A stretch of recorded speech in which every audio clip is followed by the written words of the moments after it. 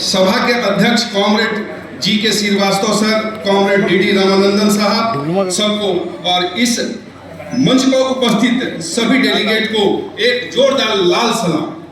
हमारे संगठन के द्वारा सीआई मुख्यालय में एक जोरदार धरना 2022 में दिया गया, जिसमें हजारों की संख्या में हमारे भाई उस धरने में पहुंचे और उस धरना को काफी अच्छा किया, जिसमें कुछ मुख्य मांग थे। कोयला खदानों को कोल माइंस रेगुलेशन 2017 के तहत संचालित किया जाए ताकि खदानों में दुर्घटना नहीं हो। कोल इंडिया के सभी खदानों में माइनिंग सरदार, ओवरमैन और सर्वेयर की रिक्तियों को अविलंब भरा जाए। उसका प्रतिफल हुआ कि काफी वैकेंसी भी आया। जेबीसीसीआई द्वारा पारित सुपरवाइजर के कैडर स्कीम 1993 को तत्काल प्रभाव से लागू किया जाए। ये काफी समस्याएं थी। सेकेंड क्लास पास होने वाले योग्य उम्मीदवारों को तत्काल प्रभाव से अधिकारी बनाया जाए। रिस्ट्रिक्टेड सर्टिफिकेट होल्डर की नियुक्ति को सुनिश्चित किया जाए, उसके प्रमोशन को सुनिश्चित किया जाए। इन सभी डिमांडों में माननीय चेयरमैन साहब ने काफी सजगता दिखाई और काफी कुछ पारित हो चुका है और कुछ पाइपलाइन में है। तो मैं इन सारे डिमांड के ऊपर अपने कामरेड साथियों से आग्रह करना चाहूँगा कि जो पाइपलाइन में है उसको धरातल पर उतरवाने का प्रयास किया जाए।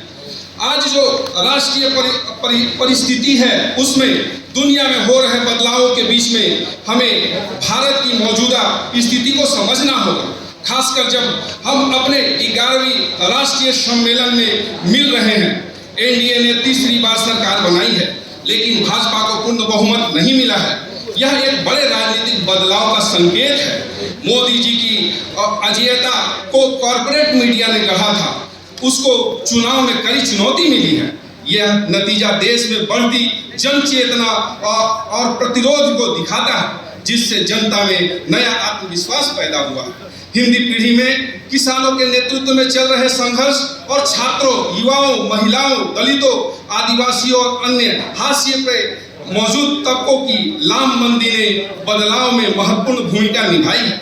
इससे साफ हुआ है कि रोजी रोटी के सवाल पर प्राथमिकता है, तब फासीवाद, कॉर्पोरेट सांप्रदायिक गठजोड़ को हराया जा सकता है, लेकिन हमें ढील नहीं देनी चाहिए।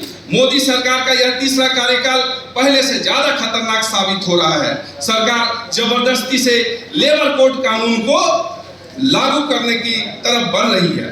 भारतीय न्याय संहिता लागू हो चुका है।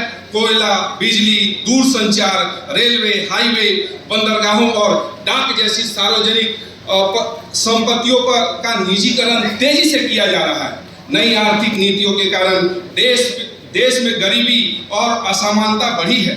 सिर्फ 1% के पास आय का बड़ा हिस्सा चला गया है, और जबकि निचले 50% यानी मजदूर वर्ग की आय घटी है।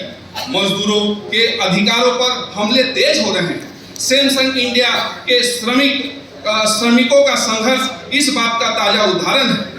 सरकार की नीति 3 दिशाओं में काम कर रही है: औपचारिक क्षेत्र और अनौपचारिक बनाना, स्वचालन, ऑटोमेनस बढ़ाकर मजदूरों को हटाया जा रहा है। हमारा मुख्य काम शोषित वर्गों, मजदूरों और समाज के अन्य हाशिए पे मौजूद समुदायों के बीच व्यापक एकता बनाना है।